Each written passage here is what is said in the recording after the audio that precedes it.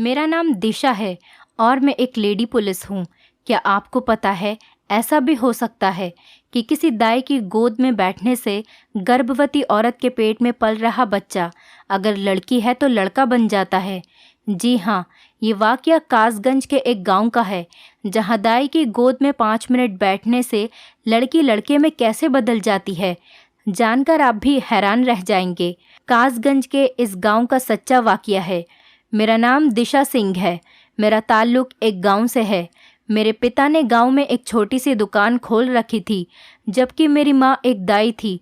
वो पूरे गांव की औरतों के बच्चे जन्म देती थी और बदले में कभी किसी के घर से आटा मिल जाता, तो कभी किसी के घर से चावल, तो किसी के घर से पैसे। ऐसे ही माता पिता दोनों मिलकर कमा रहे थे और घर का अच्छा खासा गुजारा हो रहा था। हम 3 बहनें और 2 भाई थे और गांव के ही गवर्नमेंट स्कूल में पढ़ने जाते थे। हमारे हालात शायद सारी ज़िंदगी ऐसे ही रहते अगर पिताजी को उनके दादा की तरफ से ज़मीनों का हिस्सा ना मिल जाता। दादा की तरफ से अच्छी खासी ज़मीन हमें मिल गई थी। पिताजी और भाई का इरादा था इस ज़मीन में फसल उगाई जाए और इसको खेत का रूप दे दिया जाए, मगर मेरी माँ का कहना था कि ज़मीन को बेचकर शहर में जाकर कोई कारोबार किया जाए और बच्चों को अच्छी शिक्षा दिलवाई जाए। माँ को बड़ा शौक था कि हम में से कोई डॉक्टर बने। कहती थी कि मेरे पास अपनी बेटियों को देने के लिए बस ये दाई वाला हुनर ही है और मैं नहीं चाहती कि मेरी बेटी अभी दाई बने। माँ की दिली ख्वाहिश पर हम लोग सब कुछ बेचकर शहर आ गए। यहाँ पिताजी ने एक बड़ा जनरल स्टोर खोल लिया था और भैया स्कूल से आने के बाद उनके साथ स्टोर पर बैठ जाते। भगवान ने हमारे काम में बहुत ही तरक्की दी और हमारे हालात धीरे धीरे सुधरने लगे। घर में सारी खुशियाँ वापस आने लगी और घर खर्च में भी हर चीज़ की सुविधा मौजूद होने लगी। मुझे तो पुलिस में जाने का बहुत ही शौक था। मैंने सोचा कि बाकी 2 बहनों में से कोई भी बहन माँ की ख्वाहिश पूरी करने के लिए तैयार हो सकती है, डॉक्टर बन जाए। इसीलिए मैंने अपना पूरा ध्यान पुलिस की नौकरी हासिल करने की तरफ लगाया हुआ था। इसीलिए रोज़ सुबह मैं और मेरी माँ सैर करने के लिए चले जाते थे। माँ वहाँ एक जगह बैठ जाती और मैं दौड़ लगाने की प्रैक्टिस करती रहती। एक दिन हम लोग अभी पार्क पहुँचे ही थे कि एक जगह औरतों का ग्रुप देखा। हम आगे गए तो मालूम हुआ एक गर्भवती औरत अपनी सास के साथ सैर के लिए आई हुई थी। एकदम से उसकी तबीयत खराब हो गई और वो दर्द से चिल्लाने लगी। शायद उसके बच्चे का जन्म का वक्त आ चुका था। माँ एक तजुर्बेकार दाई थी। माँ ने फौरन ही भांप लिया कि उस लड़की को अस्पताल ले जाने का वक्त नहीं है। माँ ने उसी वक्त मुझे घर की तरफ दौड़ाया कि जाओ मेरा बैग उठाकर लाओ। हमारा घर उस पार्क से करीब ही था, तो मैं दौड़कर घर को गई और 5 मिनट में ही माँ का बैग उठाकर ले आई। माँ ने 1-2 औरतों से चादर लेकर पर्दा किया और उस लड़की की डिलीवरी करने लगी। उसकी सास बेचारी बहुत ही बदहवास हो रही थी। मुझे समझ नहीं आ रहा था कि मैं उस औरत को क्या तसल्ली दूं, मगर उसका हाथ पकड़कर सहलाती रही और कहती रही, फिक्र मत करो, सब कुछ ठीक हो जाएगा। मेरी माँ गांव की मशहूर दाई है और देखना, अभी थोड़ी देर में ही आपका पोता होगा। सब औरतें वहीं बैठी रहीं और कुछ देर बाद माँ ने उस औरत को उसका पोता गोद में दिया तो उसने खुशी के मारे माँ को गले लगा लिया और कहने लगी, मुझे उम्मीद नहीं थी कि मेरी बहू की नॉर्मल डिलीवरी हो जाएगी, वो भी यहाँ इस पार्क में। मुझे तो अपनी आंखों पर विश्वास ही नहीं हो रहा। कहीं मैं कोई सपना तो नहीं देख रही। मैं तो इस पार्क में ऐसे ही सैर के लिए आई थी और अपनी बहू को भी साथ लाई थी कि चलो बाहर चलने से तुम्हें कुछ सुकून मिलेगा। बाहर की हवा खाओगी तो बच्चे की सेहत पर भी अच्छा असर पड़ता है। मगर यहाँ तो बहू को दर्द ही शुरू हो गए। ये सब देखकर मैं बहुत परेशान हो गई थी, लेकिन आपने तो मेरी सारी परेशानियों को दूर ही कर दिया। डॉक्टर ने तो मेरी बहू का ऑपरेशन ही बताया था और हम लोग बहू को दूसरे शहर बड़े डॉक्टर के पास डिलीवरी करवाने के लिए ले जाने वाले थे। उस औरत ने हमसे हमारा पता लिया और अपने ड्राइवर को बुलाकर अपनी बहू और पोते समेत वहां से चली गई। 1 हफ्ते बाद वही औरत अपनी बेटी के साथ हमारे घर आई और उसके साथ काफ़ी मिठाइयाँ और फल आदि लेकर आई थी। वो माँ का शुक्रिया अदा करने आई थी और साथ ही मेरा रिश्ता भी अपने बेटे के लिए लेकर आई थी। उसका बेटा पुलिस अफसर था और ये सुनकर मैं बहुत खुश हुई थी कि अगर मेरी इस लड़के के साथ शादी हो जाएगी तो मैं भी पुलिस में आसानी से भर्ती हो जाऊंगी। मैंने माँ को इशारा किया कि जल्दी से हाँ कर दो।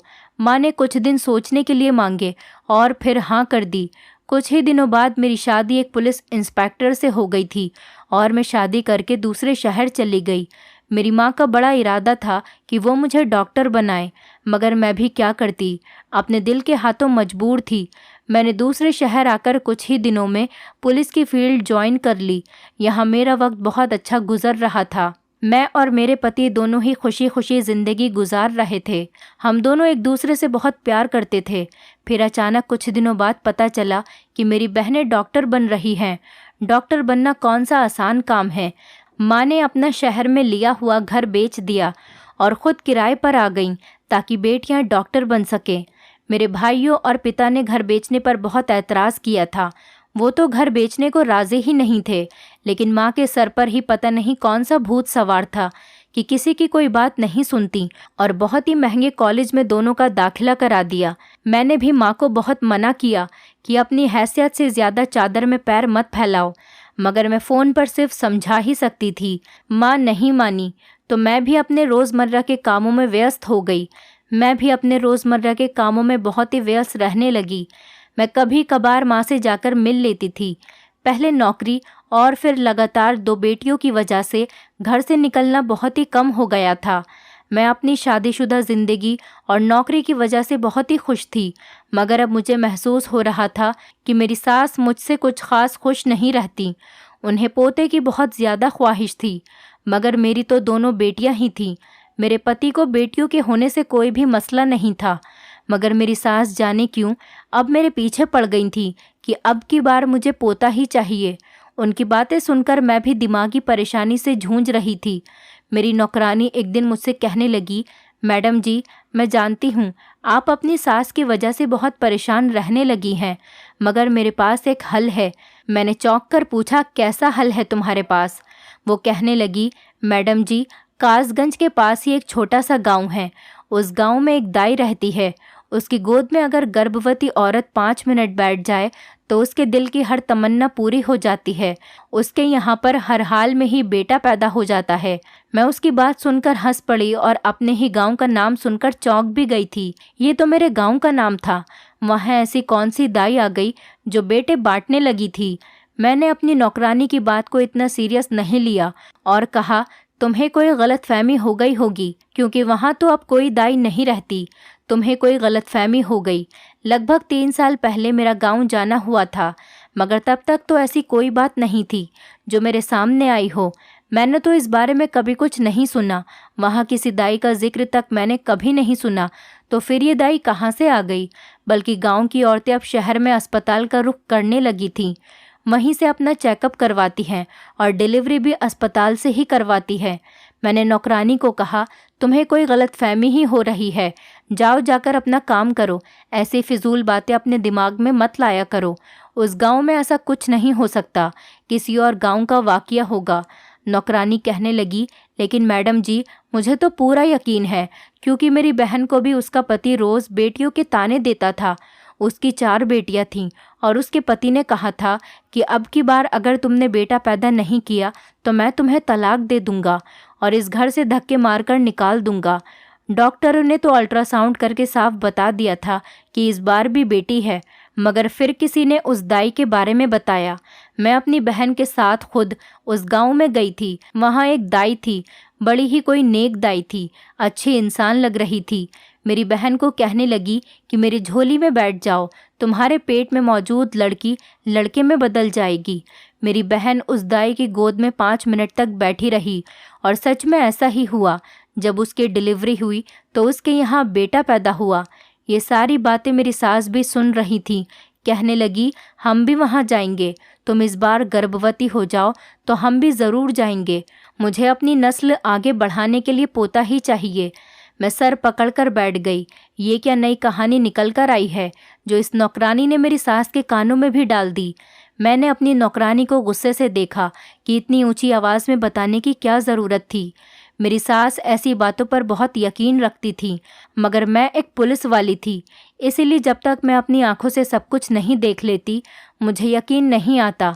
इसीलिए मैंने सास को तसल्ली देते हुए कह दिया कि ठीक है, इस बार मेरा गर्भ ठहर जाए तो जैसा आप कहेंगे मैं वैसा ही कर लूँगी।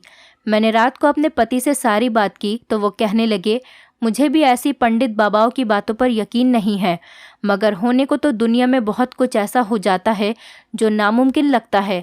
तुम माँ की ख्वाहिश पर वैसा ही कर लेना जैसा वो चाहेंगी। मैंने कहा, अच्छा ठीक है, मैं सोचूंगी इस बारे में। कोई और गांव होता तो शायद ये बात मेरे दिमाग से निकल जाती, मगर नौकरानी ने मेरे गांव का ही नाम लिया था और मेरा चौंक जाना तो बनता था।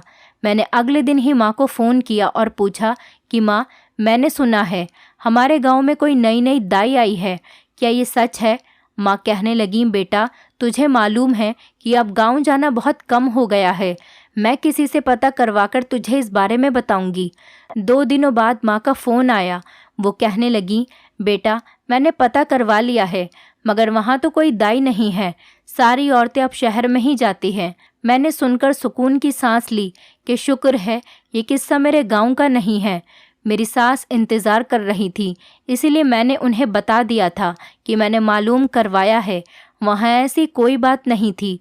कुछ ही साल सुकून से गुजर रहे थे कि मेरी इस सुकून भरी ज़िंदगी में फिर से हलचल मचने वाली थी। मेरी नौकरानी एक दिन आई तो वो बहुत परेशान दिखाई दे रही थी। मैंने पूछा तो कहने लगी, मैडम जी, मेरी सास ने कहा है कि इस बार अगर उसे पोता नहीं दिया तो वो अपने बेटे की दूसरी शादी करवा देंगी। मैंने मजाक करते हुए कहा, लो इसमें परेशानी वाली क्या बात है? वो तुम्हारी गांव में रहने वाली दाई है ना, जो 5 मिनट में ही लड़की को लड़के में बदल देती है। तुम भी उसकी गोद में जाकर 5 मिनट के लिए बैठ जाना और तुम्हारी सारी परेशानी हल हो जाएंगी। मैंने ऐसा इसीलिए कहा था क्योंकि मैं जानती थी कि वहाँ ऐसी कोई दाई है ही नहीं। पता नहीं उसने मेरी बात को मजाक में ले लिया या संजीदगी से, मगर अगले दिन से वो काम पर नहीं आई। उसने अपनी जगह किसी और को काम पर भेज दिया था। दूसरी नौकरानी से मैंने पूछा, क्या बात है, तुम क्यों काम पर आई हो, वो क्यों नहीं आई? उसने बताया कि वो कासगंज के ही एक गांव गई है। मैंने सोचा अच्छा है, वो जाकर वहां देखे तो आखिर, फिर उसे सब कुछ समझ आएगा और कौन उसकी सुनी सुनाई बातों पर यकीन करेगा। इतनी दूर जाकर अब खुद ही बेवकूफ़ बनकर वापस लौट आएगी तो उसे समझ आएगा। ऐसी किसी भी बात पर यकीन नहीं कर लेते। जब वो 1 हफ्ते बाद वापस आई तो बहुत ही खुश थी और मुझसे कहने लगी, मैडम मैं उस गांव में गई थी। मैंने हंसते हुए पूछा, अच्छा फिर क्या हुआ? वो दाई तुम्हें मिली या नहीं? मुझे उम्मीद थी कि वो मायूस सी होकर इनकार ज़रूर करेगी, मगर मेरे होश उड़ गए थे जब उसने बड़े ही मज़े से कहा, जी मैडम जी, वो दाई भी मिली और मैं उसकी गोद में भी 5 मिनट बैठकर आई हूँ। अब मुझे पक्का यकीन है कि मेरा बेटा ही होगा। मैंने बेयकीनी से ये सुना और फिर कुछ सोच कर कहा, क्या पता पहले भी तुम्हारे घर बेटा ही पैदा होना हो। वो कहने लगी, मैडम जी देखिए, डॉक्टर ने अल्ट्रासाउंड करके बताया था कि मेरे यहाँ बेटी पैदा होगी और मुझे यकीन था कि आप हरगिज़ ये बात नहीं मानोगी। मैं गांव में गई थी, इसलिए मैंने अपने फ़ोन में गांव की कुछ तस्वीरें भी बनाई हैं। उसने अपना टूटी स्क्रीन वाला फ़ोन मेरे सामने किया तो मैं दंग रह गई। वो किस्सा तो मेरे ही गांव का था। मैंने नौकरानी से कहा, अगर गांव गई ही थी तो उस दाई की भी तस्वीर खींच लाती, मैं भी देख लेती आखिर ऐसी कौन सी दाई है। वो कहने लगी, मैडम जी मैंने तो कहा था उस दाई से कि फ़ोटो खिंचवा लो, मैं जाकर अपनी मालकिन को दिखाऊंगी, मगर उसने मना कर दिया कि वो तस्वीर नहीं खिंचवाती। नौकरानी को भेजकर मैंने माँ को फ़ोन किया और माँ से कहा, तुमने मुझसे झूठ क्यों बोला कि वहाँ ऐसी कोई दाई नहीं है? माँ मुझसे कहने लगी, मैंने कोई झूठ नहीं बोला तुझसे, मुझे जो पता चला वो मैंने तुझे बता दिया। एक जानने वाली से पूछा था इस बारे में, उसी ने ही मुझे बता दिया कि मेरे जाने के बाद वहाँ कोई दाई अब नहीं है। मैंने तो तुझे वही बताया। मैंने कहा, माँ तुम्हें वहाँ खुद जाकर देखना चाहिए था। एक छोटा सा काम कहा था, वो भी तुमसे नहीं हो सका। माँ गुस्से से कहने लगी, मैं कोई पुलिस वाली नहीं हूँ, तेरी तरह नहीं हूँ जो जाकर हर तरफ तफ्तीश करती रहूँ। खुद आ जाती और जाकर पूछ लेती। तुम्हें इतना भी नहीं पता है कि मेरे जोड़ों में कितना दर्द रहता है। मैं घर से बाहर नहीं निकल सकती, फिर भी कह रही हो कि मुझे खुद वहाँ जाना चाहिए था। माँ ने मुझे अच्छी खासी बातें सुनाकर फ़ोन बंद कर दिया। मुझे अफसोस हुआ कि मुझे माँ से ऐसे बात नहीं करनी चाहिए थी। मैंने सोचा कि कोई बात नहीं, मैं तो माँ को बाद में मना लूँगी और सॉरी भी कह दूँगी। इसी दाई वाले मामले ने मेरा चैन सुकून बर्बाद कर दिया था। सास मेरे पीछे पड़ी हुई थी कि हम भी वहाँ जाएंगे। अब मुझे बस उस दाई को झूठा साबित करने के लिए बस अपनी नौकरानी के बच्चे का इंतज़ार था। जब अल्ट्रासाउंड में आ गया था कि उसके यहाँ तो बेटी है, फिर भला वो दाई की गोद में 5 या 10 मिनट भी बैठ जाती, उसके यहाँ लड़की ही पैदा होती। मगर अस्पताल में जब डॉक्टर ने बताया कि हमारी नौकरानी के यहाँ बेटा पैदा हुआ है, तो मेरे कदमों तले ज़मीन ही निकल गई। ये कैसे हो सकता था? मेरी सास को पता चला तो वो कहने लगी, मुझे तो पहले ही पता था कि इस दाई की गोद बहुत ही निराली है, हम भी वहाँ ज़रूर जाएंगे। मेरे कुछ कहने का कोई फ़ायदा नहीं हुआ। मेरी सास ने मेरा और अपना सामान बांधा और गांव जाने की तैयारी शुरू कर दी। पहले मैं माँ के यहाँ अपने मायके आई। मैं शायद 3 साल बाद यहाँ आ रही थी। इन दिनों घर के हालात बहुत ही बदल चुके थे। मैंने सुना था, मगर अब तो अपनी आंखों से देखा कि सच में बहुत ही ज़्यादा घर में खुशहाली आ गई थी। नया घर और नया फर्नीचर और हर चीज़ बहुत ही महंगी थी। मेरी सास भी बहुत खुश हुई। मेरी माँ कहने लगी कि मेरी दोनों छोटी बेटियाँ डॉक्टर बन गई हैं और बेटों ने अपने अपने स्टोर खोल लिए हैं। मेरी माँ को मेरे आने का पहले ही मालूम हो गया था कि मैं किस लिए वहाँ पर आई हूँ, इसलिए वो मुझसे कहने लगी कि 2-4 दिन पहले आराम कर लो, फिर चली जाना अपनी सास के साथ गांव डॉक्टर के पास। मेरे तो जोड़ों में दर्द है, गांव की टूटी फूटी सड़कों का मैं सफ़र नहीं कर सकती। 1-2 दिन आराम करने के बाद मैं अपनी सास के साथ गांव आ गई। मेरी सास बहुत खुश हो रही थी कि अब तो उनकी दिली तमन्ना पूरी हो जाएगी। हम 2 घंटे का सफ़र करने के बाद गांव पहुँचे। सुना था गांव के शुरू में ही एक झोपड़ी है जहां वो बैठती है। हम अंदर गए तो एक औरत ने सर पर हरे रंग का मफलर लपेटा हुआ था। मुझे वो देखने से कहीं से भी दाई नहीं लग रही थी। मेरे अंदर की पुलिस वाली जाग गई थी। मैंने उसे जाकर कहा, मैं बेटे के लिए आई हूँ। तो वो कहने लगी, मैडम जी, जाकर किसी भी अस्पताल से अल्ट्रासाउंड करवा कर लाओ। अगर तो इस रिपोर्ट में लड़की हुई तो चली आना, वरना अगर लड़का हुआ तो घर वापस लौट जाना। हम नहीं चाहते कि ऐसा हो कि तुम्हारा लड़का हो और तुम हमारी गोद में बैठो तो सारे तंत्र मंत्र उल्टे न पड़ जाएं और तुम्हारा लड़का लड़की में बदल जाए। इसीलिए जाओ, पहले अल्ट्रासाउंड करवा कर लेकर आओ। उसके बात करने के अंदाज से मेरी सास तो बहुत खुश हुई। कहने लगी, देखो कितनी अच्छी दाई है, पैसे भी नहीं लिए और अल्ट्रासाउंड का कितना अच्छा मशवरा दिया है। मैंने भी सोचा, हाँ ये भी ठीक है, अल्ट्रासाउंड करवा लेना चाहिए। मैंने घर जाकर माँ और बहनों को सारी बात बताई तो बहनें कहने लगी, अरे दीदी, तुम कल अपनी सास के साथ मेरे क्लिनिक आ जाना, मैं तुम्हारा अल्ट्रासाउंड कर दूंगी। अगले दिन जब टेस्ट हुआ और उसकी रिपोर्ट आई तो मेरी बहन ने उदासी से बताया कि दीदी, तुम्हारे यहाँ फिर से लड़की है। ये खबर सुनकर मेरी सास का मूड ख़राब हो गया था, मगर फिर कहने लगी कि चलो कोई बात नहीं, वो दाई है ना, हम आज ही दोबारा उसके पास जाएंगे। बहन के क्लिनिक से निकलकर हम सीधा गांव उस दाई के पास आ गए थे। मुझे अभी भी यकीन नहीं हो रहा था। मैं इस दाई की गोद में बैठी और 5 मिनट बाद उठ गई। उस दाई ने पैसे नहीं लिए, मगर मेरी सास ने ज़बरदस्ती काफ़ी सारे नोट उसकी झोली में रख दिए। मेरा इरादा भी एक दिन और रहने का था, मगर सास ने जल्दी मचाई हुई थी। मैं रात को माँ को बताने उनके कमरे में गई तो कमरे से माँ की परेशान आवाज़ सुनाई दी, फिक्र नहीं करो तुम दोनों बहनों, सब ठीक हो जाएगा। मैंने कमरे में जाकर पूछा, क्या बात है, किस बारे में बात चल रही है, कोई परेशानी वाली बात है क्या? माँ मुझे यूँ अचानक देखकर घबरा गई। फिर गहरी सांस भरकर कहने लगी, तुम्हारी सास के बारे में तुम्हारी बहनें परेशान हो रही थीं कि सुबह उसका रवैया तुमसे ठीक नहीं था, तो मैं उन्हें कह रही थी कि अब जब तुम्हें बेटा होगा तो सब कुछ ठीक हो जाएगा। मैं उन्हें बताकर कि मैं सुबह जा रही हूँ अपने कमरे में आ गई थी। सारी रात मैं सोचती रही कि मेरी अल्ट्रासाउंड रिपोर्ट में तो लिखा है कि मैं एक लड़की को जन्म दूंगी, मगर क्या इस दाई की गोद में बैठने से सच में ही मेरे घर बेटा पैदा हो जाएगा? ऐसा कैसे हो सकता था? बच्चे का लिंग कैसे बदल सकता था? कुछ तो ऐसा था जो फ़िलहाल मेरी समझ में नहीं आ रहा था, कुछ ऐसा जो मेरी नज़रों से ओझल था। खैर, मैंने सोचा अब सच और झूठ का तभी पता चलेगा जब मेरी डिलीवरी होगी, फिर दूध का दूध और पानी का पानी हो जाएगा। अगले ही दिन हमारे जाने का वक्त आ गया था। जाने से पहले ही मैंने सोचा अपनी एक दोस्त से मिलती जाऊं, इसी शहर की रहने वाली थी। पुलिस की ट्रेनिंग हम दोनों ने एक साथ ही पास की थी और फिर वो अपने शहर यहाँ आ गई और मैं अपने ससुराल चली गई। मैं जब उससे मिलने गई तो वो एक केस को हैंडल कर रही थी। मेरे पूछने पर बताने लगी कि कासगंज गांव के पास ही एक छोटा सा गांव है, वहाँ एक अजीबोगरीब वाक़यात सुनने को मिल रहे हैं। सुनकर यकीन नहीं आता मगर मानना पड़ता है। मगर कैसे ये किसी को नहीं पता और हमें भी बावजूद कोशिशों के कोई सबूत नहीं मिल पाया। मैंने अपनी नई साथियों को भेजा कि देखो वो कौन है, मगर उस दाई ने हमेशा घूंघट ओढ़ा होता है और शक्ल तो दूर की बात, किसी को उसके बारे में कुछ मालूम नहीं। गांव की औरतों से पूछा मगर किसी को कुछ मालूम नहीं। मेरी टीम भी दोबारा नाकाम होकर वापस आ गई। मैं उसकी बातें सुनकर चौंक गई।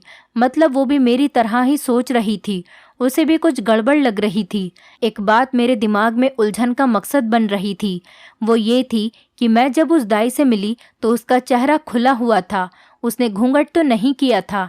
अचानक एक ख्याल मेरे दिमाग में आया, वो असली दाई थी भी या दाई के भेष में कोई औरत मुझे बेवकूफ़ बना रही थी। और जब तक मैं सच नहीं जान लेती मुझे चैन नहीं मिलना था। ये औरत जो कोई भी थी, उसकी असलियत जानने का वक्त आ गया था। लेकिन मसला ये था कि मैं वापस आ रही थी और ये मेरा इलाका भी नहीं था।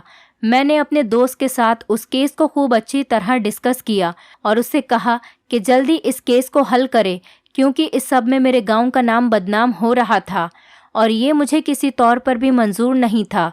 मैं अपनी सास के साथ वापस अपने शहर आ गई। प्लानिंग के मुताबिक मैंने 4 दिन बाद अपनी सास को कहा कि मुझे एक केस के सिलसिले में शहर से बाहर जाना पड़ रहा है, आप बच्चियों का ध्यान रखिएगा। मैं अपने दोस्त के साथ मिलकर उस दाई वाले मामले को संभालना चाहती थी, इसीलिए किसी को भी बिना बताए चोरी चुपके अपने शहर आ गई। मैंने अपनी माँ और बहनों को भी इस बारे में नहीं बताया था कि मैं दोबारा आई हूँ। अगले दिन मैंने और मेरी दोस्त ने बुर्का पहन लिया और अपना हुलिया बदलकर हम गांव की तरफ रवाना हो गए। मेरी दोस्त मेरी सास बनी हुई थी। हमने नकाब किया था, इसलिए ये डर नहीं था कि कोई हमें पहचान लेगा। जब हम अंदर गए तो ये देखकर मैं हैरान रह गई कि जो औरत उस वक्त मुझे दाई बनकर मिली थी, वो इस वक्त एक औरत को असली वाली दाई के पास भेज रही थी। उस घूंघट वाली दाई को देखकर मुझे कुछ अजीब सा एहसास हो रहा था। उसकी आवाज़ मुझे जानी पहचानी लग रही थी, मगर ध्यान से सुनने के बावजूद याद नहीं आ रहा था कि कहाँ सुनी है ये आवाज़ मैंने अपनी दोस्त को सलाह दी कि इस दाई का पीछा करके मालूम करना होगा। मैं अपने शक की तस्दीक करना चाहती थी। इस दाई ने शाम के 4 बजे कमरा बंद किया और उसी वक्त एक गाड़ी उसे लेने आ गई। गाड़ी देखकर मेरा मुंह खुला का खुला रह गया। मेरी दोस्त कहने लगी, देखा, मैंने कहा था ना कि ये दाई फ्रॉड करती है। इतनी शानदार गाड़ी एक आम आदमी खरीदने का सोच भी नहीं सकता। मेरे हवास सुनकर खो चुके थे और मुझे अपनी तबीयत ही ख़राब होती हुई महसूस हो रही थी। मुझे चक्कर से आ रहे थे तो मेरी दोस्त जल्दी से मुझे अस्पताल ले आई।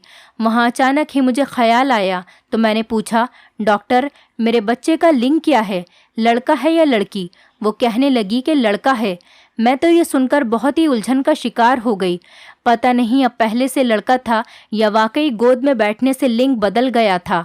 डॉक्टर ने मेरे पूछने पर कहा, अगर तुम 1 महीने पहले भी अल्ट्रासाउंड करवाती तो मैं यही कहती कि लड़का है, क्योंकि बच्चे का लिंग इतने महीनों तक आ चुका होता है। मेरी दोस्त ने मुझे यूँ परेशान देखा तो कहने लगी, मैंने तुम्हें कहा भी था कि मैं खुद उस केस को देख लूँगी। तुम्हारी तबीयत ख़राब है तो तुम रेस्ट करो, मगर तुमने मेरी एक नहीं सुनी। मैंने उससे कहा, मुझे इस वक्त अकेला छोड़ दो, तुम अपने घर जाओ, मैं अपने भाई को बुलवाकर अपने घर जा रही हूँ। वो बेचारी हैरान परेशान होती चली गई। उसे मेरे अजीबोगरीब रवैये की समझ नहीं आ रही थी। मैं अब उसे क्या बताती कि मुझे क्या पता चल चुका है कि वो दाई कौन है। वो दाई जिसको आज घूंघट में हमने देखा था कोई और नहीं बल्कि मेरी अपनी माँ थी। मुझे उसकी आवाज़ से शक तो हो गया था, मगर मैं पूरा यकीन नहीं कर सकती थी। मगर जब मैंने उस गाड़ी को देखा तो ऐसा लगा कि जैसे मेरे सर पर आसमान फट गया हो। वो गाड़ी मेरे भाई की थी, वही माँ को लेने आया हुआ था। ये सब जानकर मुझे कुछ समझ नहीं आ रही थी कि मेरी माँ क्या कर रही है, बल्कि मेरी बहनों ने भी मुझसे झूठ बोला कि रिपोर्ट में बेटी है। जाने इन सब लोगों ने मिलकर मुझे धोखा क्यों दिया था। मैंने टैक्सी बुलवाई और माँ के घर की तरफ मोड़ ली। अब सारे सवालों के जवाब वहीं से मिल सकते थे कि ये सारा क्या चक्कर है और क्यों ये खेल खेला जा रहा है। मैं घर गई तो सभी मुझे देखकर दंग रह गए। उनको बिल्कुल उम्मीद नहीं थी कि मैं 2-4 दिनों बाद ही वापस आ जाऊंगी। मेरी बहन परेशान होकर आगे बढ़ी और कहने लगी, दीदी क्या बात है, तुम रात के इस वक्त यहाँ, सब कुछ ठीक तो है ना? मैंने अपनी बहन के मुंह पर थप्पड़ मारा और कहा, ठीक तो कुछ भी नहीं है। तुम लोग मुझे अब बताओगे कि ये सारा ड्रामा क्या है? सब हक्के बक्के रह गए। वो चीख कर बोली, मुझे क्यों मारा आपने? मैंने अपनी अभी वाली रिपोर्ट उसके आगे की और कहा, ये है मेरी असली रिपोर्ट्स। तुमने झूठी रिपोर्ट बनवाई थी, क्यों? फिर मैं माँ की तरफ मुड़ी और कहा, माँ तुम दाई का भेष बदलकर लोगों को बेवकूफ़ बनाती रही हो, क्यों? माँ समेत सबके रंग उड़ गए। मैंने कहा, मुझे सब सच सच सुनना है, वरना मैं पुलिस को अभी कॉल करके सब कुछ बता दूंगी। माँ चीखते हुए बोली, हमारे पास और कोई चारा नहीं था, तुम तो शादी करके चली गई। तुम्हें क्या मालूम कि हमने कैसा कैसा वक्त काटा है। बेटियों को सब कुछ बेचकर डॉक्टर बना दिया, इस उम्मीद पर कि बच्चियां डॉक्टर बन जाएंगी तो पैसों की रेलपेल हो जाएगी, हमारे दिन संवर जाएंगे। मगर हुआ क्या, लाखों करोड़ों खर्च करके भी मेरी बेटियों को ढंग की नौकरी नहीं मिली। मैंने सोचा था कि लाखों की तनख्वाह मिलेगी, मगर 40-50 हज़ार से ज़्यादा की नौकरी कहीं नहीं मिल रही थी। हमारे घर खाने के लाले पड़े हुए थे। बस फिर सोचा कि दौलत सीधे तरीके से नहीं आ रही तो टेढ़े तरीके से ही हासिल की जाए। इसीलिए तेरे पिताजी का स्टोर बेचा और उसको क्लिनिक बना दिया।